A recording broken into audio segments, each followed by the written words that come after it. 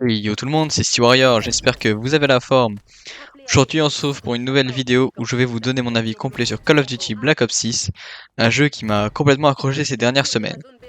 Honnêtement, ça faisait un bail que j'avais pas pris autant de plaisir sur un Call of Duty. Dans cette vidéo, je vais vous parler des points positifs, des petits défauts qui m'ont frustré et pourquoi, selon moi, ce jeu vaut ou ne vaut pas son prix. Let's go. On va tout de suite commencer par ce qui m'a réellement impressionné. Premièrement, les nouvelles maps de la saison 1.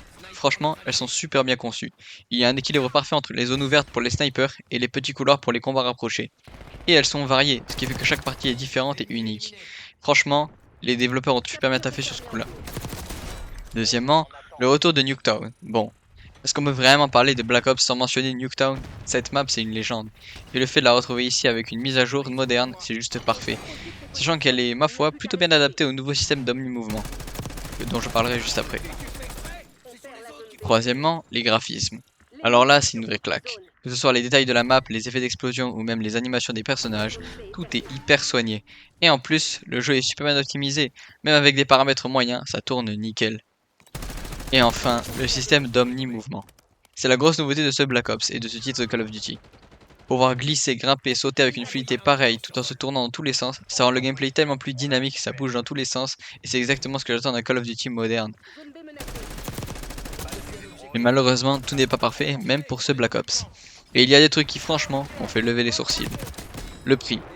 Clairement, je trouve que le jeu est beaucoup trop cher pour ce qu'il propose à sa sortie. Si vous voulez y jouer, je vous conseille plutôt de passer par le Game Pass si vous pouvez, ça fait beaucoup moins mal au portefeuille, croyez-moi. Deuxièmement, le système de Shadowban. Alors ça, c'est vraiment frustrant. J'ai vu des joueurs se faire Shadowban juste parce qu'ils avaient de bons scores, sérieusement. Punir les bons joueurs, c'est pas la meilleure stratégie. Troisièmement, le SBMM, le Skill Based Matchmaking. Bon, on connaît tous ce système maintenant, il est connu chez Activision. Mais je dois dire qu'ici, il peut vraiment ruiner l'expérience, tout comme dans les derniers opus depuis Modern Warfare 2019. Après quelques parties où tu domines, tu te retrouves face à des tryharders et ça casse un peu le fun.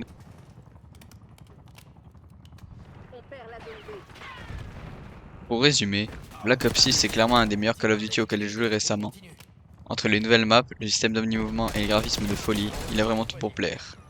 Mais attention au prix et au système de matchmaking. Si vous êtes fan de la franchise, vous allez sûrement kiffer, mais sinon je vous conseille d'attendre une promo ou de tester via le Game Pass. Voilà pour ma vie. Dites-moi en commentaire ce que vous pensez du jeu ou si vous avez déjà des maps et des armes préférées. Sur ce, je vous dis à très bientôt pour une nouvelle vidéo. C'était ce Warrior, à la prochaine. Ils étaient déjà morts. Il n'en avait pas question. Bien joué. TACOM, on contrôle la zone. Envoyez l'équipe de nettoyage.